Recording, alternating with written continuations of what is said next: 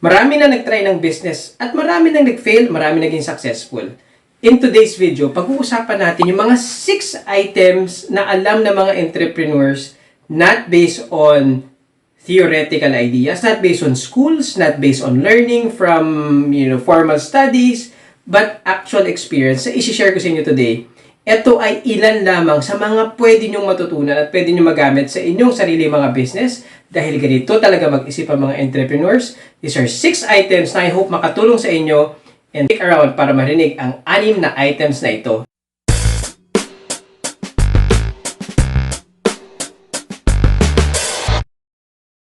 Marami na kami naging negosyo. Nandiyan na ang salon, nagkaroon na kami ng spa, nagtayo kami ng food shop business, nagkaroon din kami ng online business, ukay-ukay. We also started one shop that became a franchise for 1 to 100 shops in the Philippines. Okay, in this video today, we will talk about yung mga items na natututunan mo as you go along the path of entrepreneurship. Hindi ito video na theoretical na kailangan magbasa ka ng libro, accounting book, marketing book, management book, economics book para matutunan mo yung mga items na to. These are actually 6 things na natutunan ko in my journey towards entrepreneurship. And in my opinion, hindi lang simple ang entrepreneurship or sinabi natin entrepreneurship is business lang or mag-atatayo ako ng sarili kong negosyo, no? Hindi lang yun ang entrepreneurship for me. Meron din tayong corporate entrepreneur wherein mga taong nagkatrabaho, nagiging silang entrepreneur within their organization. Meron din mga ganung mga entrepreneur. Pero in today's particular video, pag-uusapan natin yung mga 6 items na natutunan ko sa journey ko at mga marami pang entrepreneur as we go along the path. Again, hindi ito technical discussion na matututunan mo sa mga schools or sa libro. Okay? First, one important item na naintindihan ng entrepreneur is the difference between assets and liability. Okay? Siyempre, pag ginugel mo yan, makakakuha ka ng technical and accounting definition. Pero sa entrepreneur, gaya ng mga startup entrepreneur, nung naging startup entrepreneur ako, apakasimple lang ng definition para sa akin ng asset and liability. Yung asset ay isang bagay na pwede or nagdadala sa akin ng income, revenue, or possible development sa business ko. While yung liability ay isang item or mga item na pwedeng mag-drain ng asset ko or mag-drain ng income ko or mag-drain ng revenue ko. Okay? Ganun kasimple lang ang mindset ng entrepreneur. Napakasimple. Hindi kami nag-iisip ng napakalalim na definition. Though magandang matutunan yung very technical definition, hindi yon isang karakteristik na entrepreneur. At papaliwanag ko yan mamaya, di ba? Entrepreneurs is a little bit different ang wiring ng mga taong yan. Okay? So, ano yung example ng isa? Ito, bigyan ko ng practical example itong asset and liability na to. Kung ako entrepreneur, iniisip ko, okay, may pera ako, meron akong kinitan, let's assume na 1 million sa negosyo ko this year. Assuming. Okay? Ano gagawin ko? Will I buy? Kailangan ng family ko ng sasakyan. Kailangan ng family ko rin ng van. Or kailangan ng business ko ng van. Okay? Titignan ko ito in this perspective. As an entrepreneur, pag bumili ako ng van, wherein pwedeng gamitin para sa negosyo ko, makakasave ako sa cost ng pag-upa ng Transportify, pag-upa ng mga tracking para mag-move ng items or mga goods ko from one point to the other. So, that becomes an asset. Though, magpa-purchase ako ng isang malaking item na meron pa akong monthly, it's an asset because it reduces my expenses at nakakatulong siya sa pag-expand ng negosyo ko. That becomes an asset. While on the other hand, kung bumili ako as an entrepreneur, as a family man, bumili ako ng SUV, maganda nga, convenient sa mga bata, sa family ko, it actually depreciates every single month. The moment lumabas siya sa kasa, may depreciation na siya. Wala pa ako sa point wherein I can freely spend without thinking and considering the business. And entrepreneurs understand this. Kung mapapansin niyo, may mga entrepreneurs na bakit ang sasakyan ng taong yan, hindi naman siya yung mga mamahal. Ang laking negosyo, pero ganyan lang ang sasakyan. Ang laki-laki ng business nila, laki-laki ng kinikita nila, ganyan lang ang sasakyan nila. Because entrepreneurs are never investing on items that depreciates consistently. The second item na mga entrepreneurs ay talagang very well versed of is the idea of being a consumer and a producer.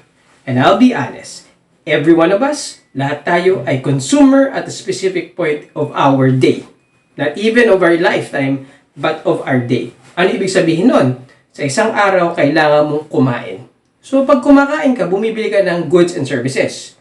Ano ibig sabihin ng goods and services? Bibili ka ng rice, for example, which in fact, nanggaling sa ibang location, in-import, merong services sa binayaran para ma-receive mo yung rice na yon. Lahat tayo consumer. So, the question lang is, how much of a consumer are you? Ano ibig sabihin nun? So, lahat naman tayo talaga consumers, right? So, ang question is, how much of a consumer are you? Give you an example. Practical example na naman. Mobile phone? Okay. First and foremost, kung titignan niyo yung phone, there's two sides of the phone. Hindi front and back, Lazada is an example. Sa Lazada ba, or Shopee, or sa Zalora, or sa Facebook, ikaw ba ay consumer? And be honest, maging honest ka dyan, pag sinabi kong consumer, are you 100% of the time always buying on your apps? Always purchasing on your apps? Always getting items from your apps? Definitely, if the answer is yes, then you are a 100% consumer. Pero, may mga tao, and this is what entrepreneurs understand, the power of your phone is actually marketing, advertising, range, customer base. Naintindihan na entrepreneur yan. So, instead of being a consumer, ginagamit nila ang mobile phone nila for business. So, nandun sila sa Lazada, sa Shopee, sa Carousel, sa Lora, sa Facebook pages wherein they can sell items. They can actually market themselves. Ginagamit nila yan ng tama. Okay? Or, another example niyan is your Facebook page, right? Yung Facebook page mo ba is all about yourself? Or is it about your business? Is it about creating a market for you? That's an example of a consumer. Another, a consumer and producer. Please remember that we are a consumer to the things na hindi natin or mga skills na we don't possess or the items that we don't have. Example, pagpapagupit. Diba? Hindi naman talaga pwedeng ako ay consumer, producer na, hindi naman ako marunong magupit Talagang consumer ako sa pagpapagupit. Naiintindihan ng entrepreneurs yan. And in their mind, nakiklik yan. Pag ang isang item na to maraming consumer, how do I become a producer? Diba? How do I become how do I move from this side of the process to this side of the process? Na yung ako yung binibilan, hindi lang ako yung bili ng bili. Hindi lang ako yung bili ng bili. Dapat ako nandito yung nagbebenta. Kasi yung nandito, sila yung naglalabas ng pera, nandito, sila yung nagre-receive ng pera. Diba? Yun yung naintindihan na mindset ng mga entrepreneurs. And they look at the opportunity regardless of where it is and when it happens. Pero they understand that they need to become and move from consumer to producer. Next, entrepreneurs understand the value of time. Okay? Ano ibig sabihin yan? Time is very limited, very scarce. Ano ibig sabihin yan? Kailangan ma-maximize mo yung oras na meron ka sa isang araw. Nung nagsisimula kami sa mga businesses namin, marami kaming tinayong business ni me at saka ng wife ko. Nung nag-start kami ng salon business, most of our time dedicated to understand kung paano kami magiging better shop owners. Nag-aral kami maggupit, nag-aral kami maglinis ng sa paa, nag-aaral kami bumili ng product, sources, and everything else. We were trying to understand that. Kasi nung umpisa, pag umpisa mo sa negosyo mo, napakahaba ng first few weeks, months, even years. Kasi you're trying to learn everything as much as you can. So what happened? Lahat ng non-value add sa oras namin, halos nawala. I'll be honest, mga latest movies, hindi namin napapanood ng time na yun. Latest TV soap opera, wala kami napapanood niyan. Latest trending sa YouTube, hindi namin napapanood yan. Bakit? Kasi most of our time spent learning our business, and if we use resources like YouTube, ginagamit namin siya for research and understanding how we can better our product para ma-reduce namin yung time namin. So, time is very important. Kasi sa totoo lang, you have to balance business, family, health, and at the same time, yourself. Kailangan may oras ka pa rin sa sarili mo. Kaya sa mga entrepreneur, yung value of time, napakalaki niyan. The fourth item na naiintindihan ng entrepreneur is taking risk. Eventually, ang risk kasi, sa totoo lang, every entrepreneur or everybody naman talaga takes a specific amount of risk. Pag entrepreneur ka or nagninegosyo ka, you take smart risk as you grow and mature into entrepreneurship. The more ka nagda-dive into business, the more ka nagda-dive into your specific field, the more ka nagiging smart at naiintindihan mo ano ba yung mga risk na dapat mong gawin. At marami ka natututunang skills gaya ng research. Dapat naiintindihan mo kung paano mo kung ano yung ibig sabihin or kung paano mo ima-market yung business mo. For example, that's research, diba? Meron ka bang customer base? Sino ba talaga ang customer mo? Ano ba talaga dapat ang product mo? Ano ba yung magugustuhan sa product mo, diba? And it becomes level 1, level 2, level 3 information na matututunan mo sa product mo. So those are the types of learning na meron ka. Ano pa? Sourcing. Natututunan mo kung saan ka kukuha ng supply. Supply chain is very important. Alam mo talaga kung pumunta ka sa Divisoria, pumunta ka sa Quiapo, pumunta ka sa Pasig, pupunta ka sa Manila, pumunta ka sa Bulacan, pumunta ka sa affiliated na mga medical equipment supplier, marami kang pupuntahan kung saan ka pwedeng makakuha ng item mo, which is part of sourcing. Okay? Another important item is matututunan mo kapag magtitake ka ng risk is history of success and failure ng mga ibang negosyo. Kailangan, bago ka magtitake ng risk, iintindihin mo rin kung marami na nagtry ng negosyong to. At ang tanong is this, bakit sila nag-fail? At kung masasagot mo yon at meron ka talagang mapakatinding sagot para talagang hindi ka mag-fail gaya ng ibang tao, then you will take that risk. Also, very important sa risk-taking is this, how much risk ang tolerable para sa'yo? Are you willing to risk everything para sa negosyong to? Or medyo meron kang kailangan i-pull back? When do you pull back? Diba? Kung napapanood niyo yung series sa Shark Tank, which, isa sa mga favorite na series ko dyan, umpisa pa lang, kasi experience yung mga sharks sasabihin nila, sa umpisa pa lang, huwag mo na ituloy. Huwag mo na ituloy. Diba? There are certain risks na parang ang ganda naman ito, parang very appealing sa akin yung item na to, pero sa totoo lang, that risk is not worth it sometimes. Diba? So, again, entrepreneurs would know this by experience, there are certain risks that you're willing to do. So, they do take smart risk. The fifth item na ginagawa ng mga entrepreneurs is execute ideas. Okay. Marami dyan na talagang ang ganda ng idea, pero pagdating sa execution, mahina. Sa totoo lang, sometimes hindi kami ready, set, go. Nauna minsan yung go, ready, set. Diba? Ganun ang model ng entrepreneurship. Unfortunately, for you to know kung talaga ang isang bagay or isang idea mo magiging successful is you have to execute it first, test the market. Kapag medyo may nakita kang konting success which is within or above your expectation, then are you willing to take the next step? Are you willing to move forward? Pero at the end of the day, it's that first move wherein entrepreneurs are able to execute ideas. Marami kasi dyan, magaling lang mag-isip. Sana ito gusto kong gawin. Ito yung mga kailangan natin gawin. Ito yung gusto kong gawin. Pero at the end of the day, they never get to execute. They never get to execute. Kasi doon mo makikita kung talagang ang product mo, idea mo, whatever you have in mind will actually go forward is if you execute the idea.